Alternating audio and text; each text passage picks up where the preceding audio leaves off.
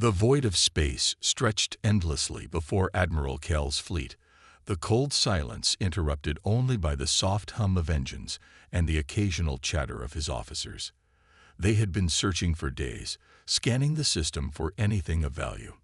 The Dominion had expanded rapidly in recent years, and Cale knew that the discovery of lost technology could shift the balance of power in their favor. Then the signal came.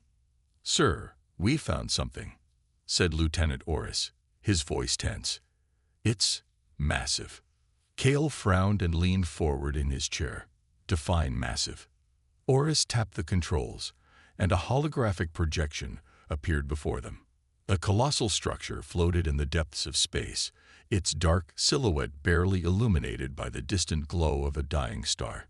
It wasn't just debris. It was a warship. Cale narrowed his eyes. "Is it active?" "Negative. No energy readings. It looks completely dead." A murmur spread across the bridge. A derelict warship, untouched for centuries. This could be the greatest find of their careers. But then, Orris hesitated.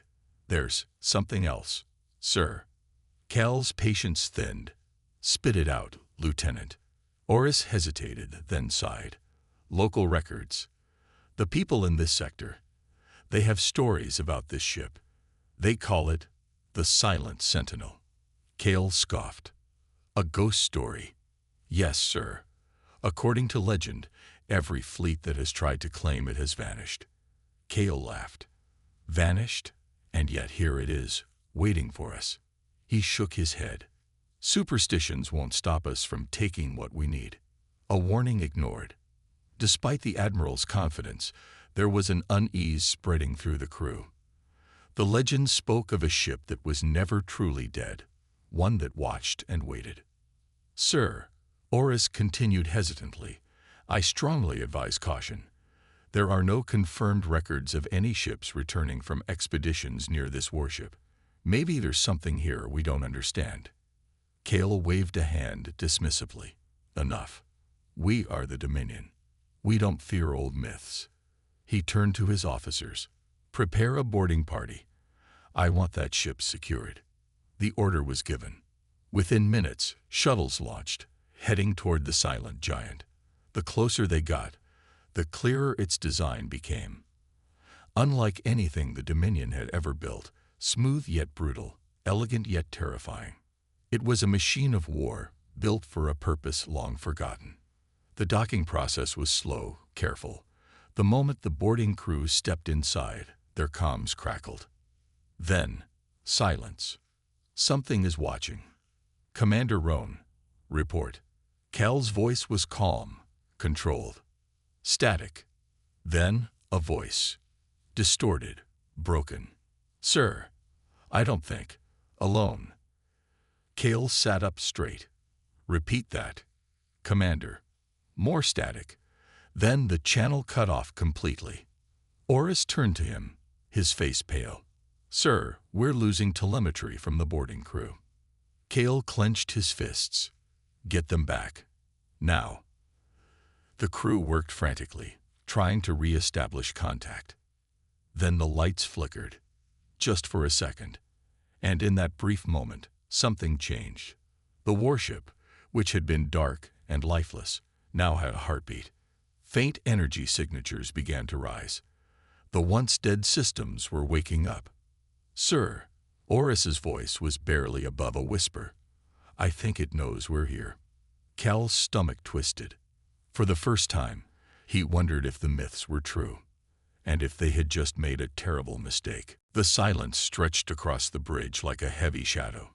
Admiral Cale stood motionless, eyes fixed on the warship's dark frame through the viewport. His crew worked frantically, trying to restore communication with the boarding team, but all they got was static.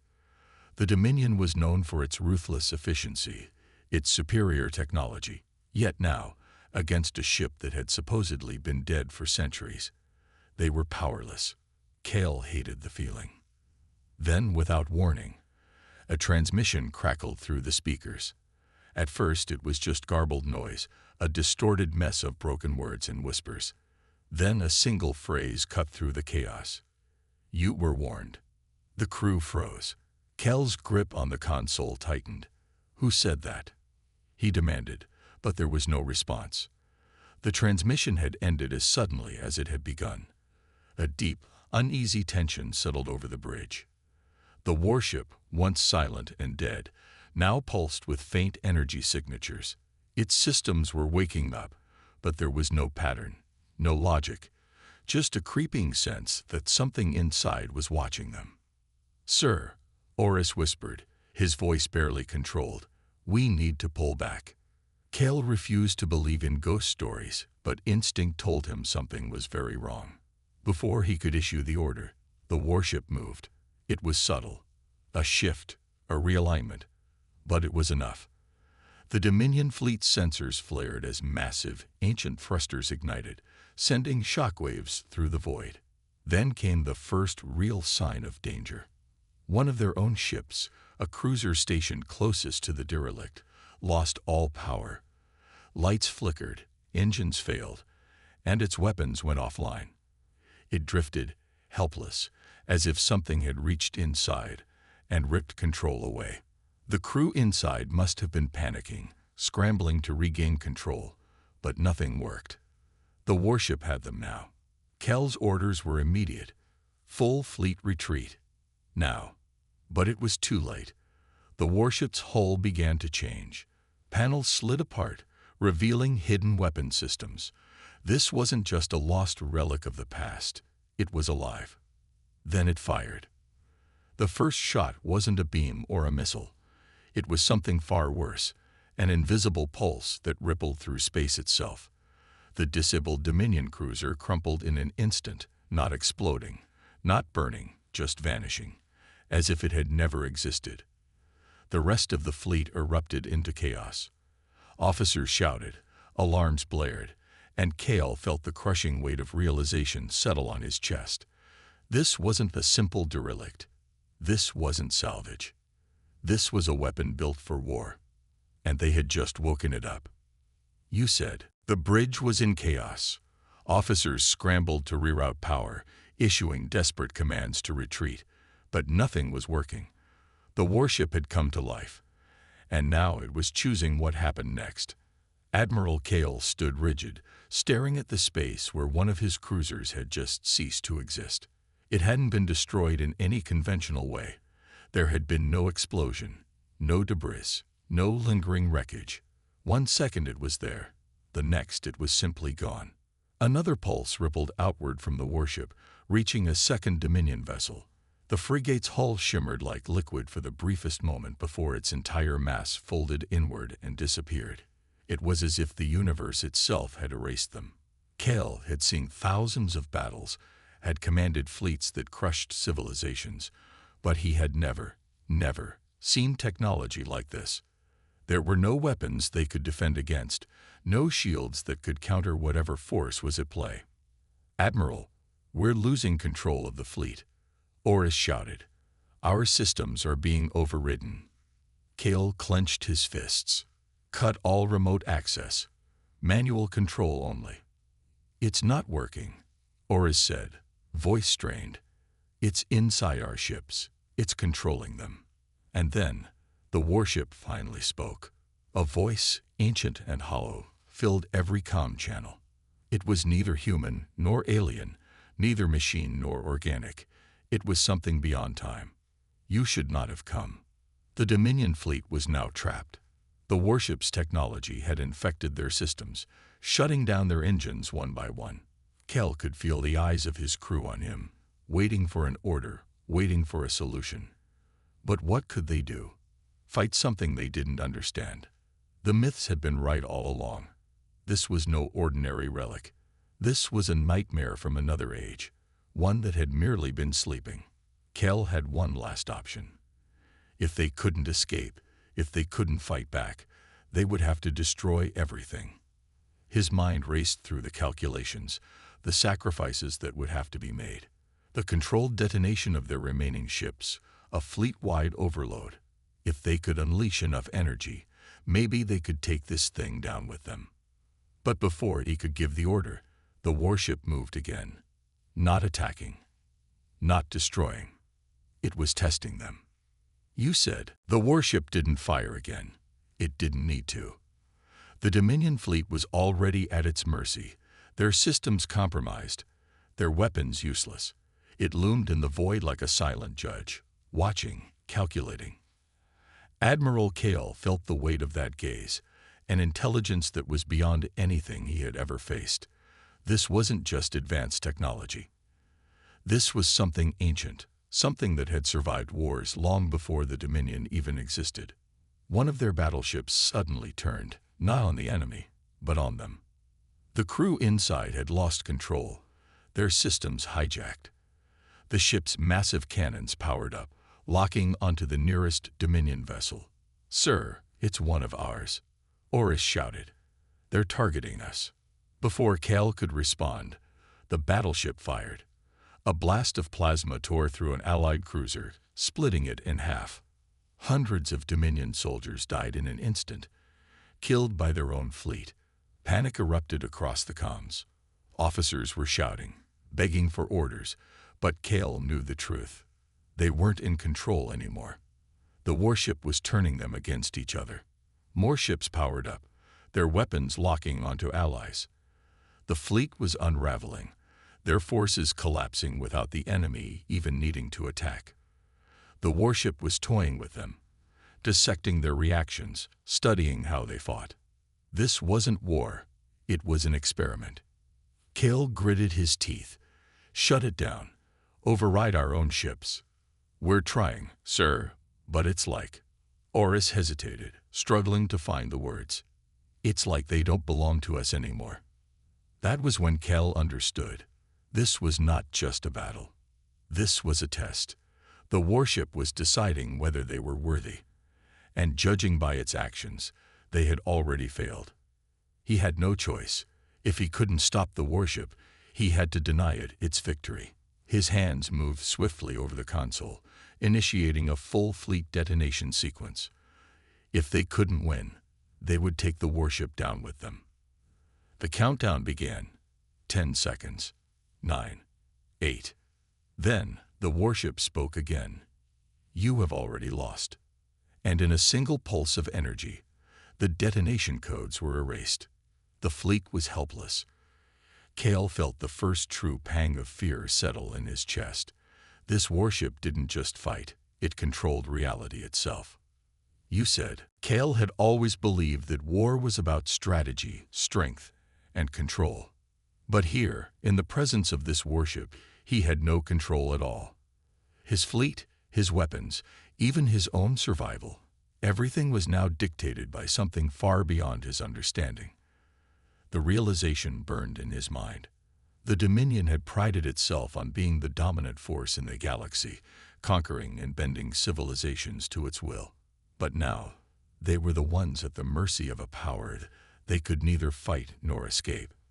The warship remained eerily still, its massive frame like a black hole in the void, waiting, watching. Every attempt to flee had been shut down. Every act of defiance had been turned against them. Cale's remaining ships were now drifting, their crews paralyzed with fear, knowing they were nothing more than playthings to whatever intelligence controlled this ancient vessel. Then, the warship moved again, not attacking, not destroying, but repositioning. A massive energy surge pulsed from its core, and something new appeared. A rift, a distortion in space itself, opening like a wound in reality.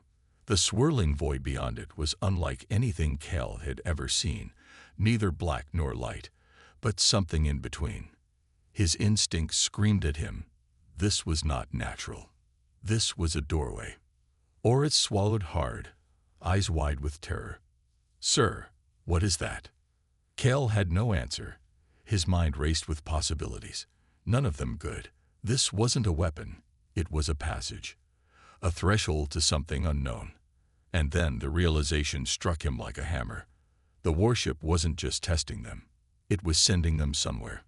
A new voice crackled over the comms, not from the warship, not from his crew, but from one of the missing boarding team members. Their voice was weak, distorted, but unmistakable. "It's not a ship, it's a prison." Cal's blood ran cold. His entire fleet had stumbled into something far worse than a battlefield. They had entered the domain of something that should never have been found. And now, they were being taken to where it truly waited. You said. The rift expanded, swallowing the void with an unnatural pull. Cal felt his stomach churn as his ship's instruments failed to register what was beyond it. It wasn't space, wasn't any sector mapped by the Dominion.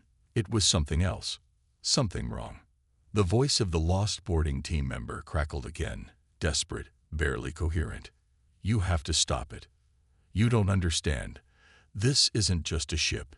It was built to contain something. And you're letting it out. A deep vibration pulsed through the fleet as the warship activated again. But this time, it wasn't testing them. It was transporting them.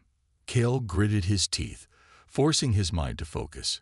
If this was a prison, then something was imprisoned inside. And the warship wasn't just taking them, it was breaking free. The myths, the warnings, the old stories of a weapon too dangerous to use. It had never been a weapon at all. It had been a warden. Sir, Oris shouted, our ships, we're losing positioning. We're being pulled in. One by one, Dominion vessels were dragged into the rift. The glowing abyss swallowed them whole. No explosion, no resistance, just vanishing into the unknown. Cal's heart pounded. He had to make a choice. Stay, fight, resist, or escape while he still could. But how? He turned to his engineers. If we disable every major power system, could we break free? Oris hesitated. It might work, but sir, we'd be defenseless. Cal exhaled sharply. They were already defenseless. Do it, he ordered. The crew scrambled to override the ship's core functions, shutting down propulsion, cutting weapons, blacking out every non-essential system. It was a desperate gamble, but as the ship lost all power, the pull toward the rift weakened. The warship was targeting only active vessels, dragging them through. Cal's ship drifted, on the edge of being consumed. Then the warship shifted, its dark form turned, as if it had finally noticed their resistance. And for the first time, Cal felt the full weight of its gaze. The warship was sentient. It wasn't just pulling them into the rift. It was deciding who was worthy of entering. You said. The warship loomed, its presence suffocating, ancient and aware. Cal could feel it now, not just as a vessel, but as a mind, a will.